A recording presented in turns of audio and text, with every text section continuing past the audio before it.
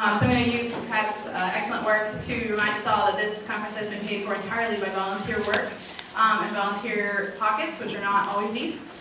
So my buddy Eric over there has some donation slips. If you were not able to donate by cash and want to put it on credit card, Sightline Institute is using their technology to help us process those. So Eric will pass them around. All right, up next, I am very pleased to introduce Mr. Bob Jeffers-Schroder. He's a member of the Citizens Climate Lobby, and he reached more than 65,000 homes with a door-to-door congressional campaign in 2010 based on climate change.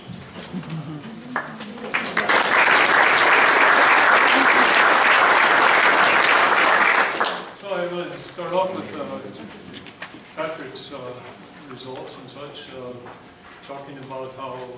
Get up closer to the mic. Oh, okay.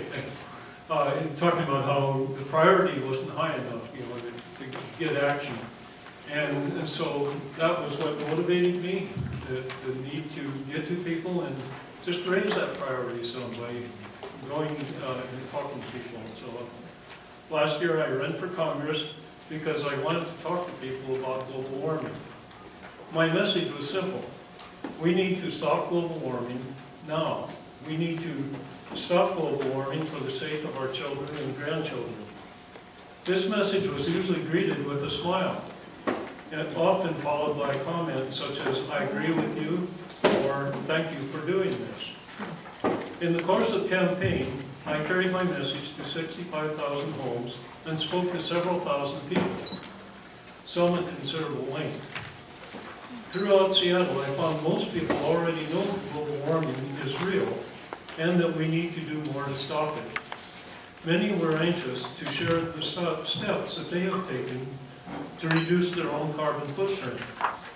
I was encouraged to see fluorescent bulbs, hybrid vehicles, and even solar panels everywhere I went. My conclusion was this: most people want to do their part to reduce global warming. They know we need to reduce greenhouse gas emissions. They also know that means we need to reduce fossil fuel dependence and conserve energy. Most people are willing to do more, but want to be sure others will do their share. Most recognize the need for political action, but were not aware of existing proposals to put a price on carbon. A few had heard of cap and trade and did not view it positively, mostly because of the pitfalls of the carbon offsets and trading. Most saw it as ineffective due to giveaways in plans that were being considered at the time. How many pages I forget anyway. There were a lot of giveaways in there. Most people realize that. Of the people that heard of cap and trade, only a few had. I was a 10. Most had not heard. Well, I'll try again on that. Almost no one had heard of the carbon fee and dividend. And I'm using the term fee because we don't call it a garbage fee. A garbage tax. We call it a garbage fee. The same thing with the sewer fee. So I think a fee is the right term. Most had not even heard of Jim McDermott's carbon tax bill, nor Maria Cantwell's Clear Act. When I explained these features, the features of these plans, most people approved of them, especially the fee and dividend plan. The dividend is a very attractive feature and easily wins popular support. This is how I explained it. A direct fee is placed on carbon-based fuels. This fee is paid by producers and exporters. And importers. Though actually it should be on exporters. If it's produced here, like that thing about going through from Montana, I see that as if we put a carbon fee on that, there might not be that much exporting of coal. The fee increases each year so that within a decade, clean energy will be cheaper than fossil fuels. The predictable price increase, will unleash private investments in a new clean energy economy. 100% of the revenue is returned as a dividend to all citizens. With the dividend, 70% of all households will receive more than their increased cost of energy. This is what was attractive to most people. Everyone likes getting something back. Most also like that it helps those with low income and encourages conservation by all. The idea of a privately funded stimulus for new jobs is also attractive. A copy of the plan I supported is available at the Citizens Climate Lobby this way outside. We need to find ways to translate willingness to accept changes into action. Public and private decision makers need to know it's okay to give carbon dioxide reduction high priority. Emissions should always be considered. It's not easy to go from being willing to accept change to asking for it. But I believe meetings such as this one will help. Recently, others and I formed an outreach committee to connect speakers with service organizations such as Elks, Masons, and Lions. So far, our speakers have met with each of these clubs.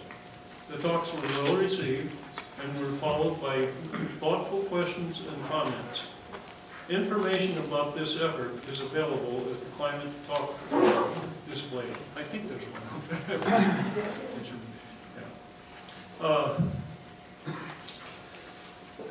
And I'd like to say a little bit more about that too. You know, what we're trying to do there is we're trying to reach people that aren't in the choir. Right? We're trying to reach to people that ordinarily wouldn't see this as the highest priority event issue. Incidentally, and also while I was campaigning, that was another statement I'd make. You know, whenever I could get past the first two sentences. So most people want to just get back to what they were doing, but the people that take time to talk, I talk about the.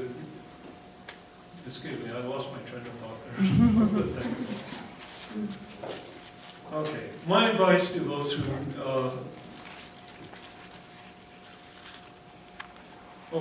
My goal is to motivate people to go a step beyond what they are already doing. We also hope to promote person-to-person discussion of global warming and the consequences of the climate change it causes. Finally, public awareness needs to be communicated to decision makers. One way is to give people something to vote for, like a carbon tax initiative or a slate of political candidates who recognize and talk about the need to prioritize greenhouse reduction.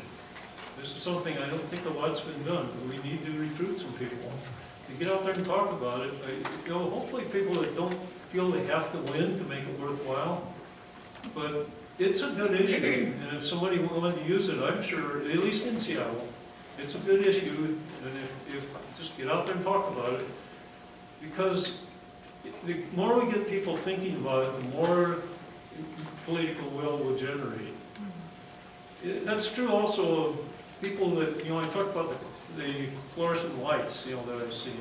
And we all know that's insignificant, right? I mean, it's a little bit, but the thing is that commitment, that thinking about it and saying, I'm going to put in a fluorescent light to try to save power, that's moving a person up the step, you know, a little bit more commitment. It winds up, for some people, going all the way to the solar panels. We probably have windmills, but Seattle doesn't have good wind, so it's not very dependable. My advice to those who campaign on this issue is the following. Don't argue with the deniers, but do listen to their objections. Do respond to those objections when raised by open-minded skeptics. So I'm making a distinction between the deniers who say absolutely there's no such thing, to skeptics who have heard so much from the deniers they're not at all sure if global warming is real. And so you can address, it's not that difficult to address the objections that are raised by the deniers by somebody who's willing to listen and think a little bit about it.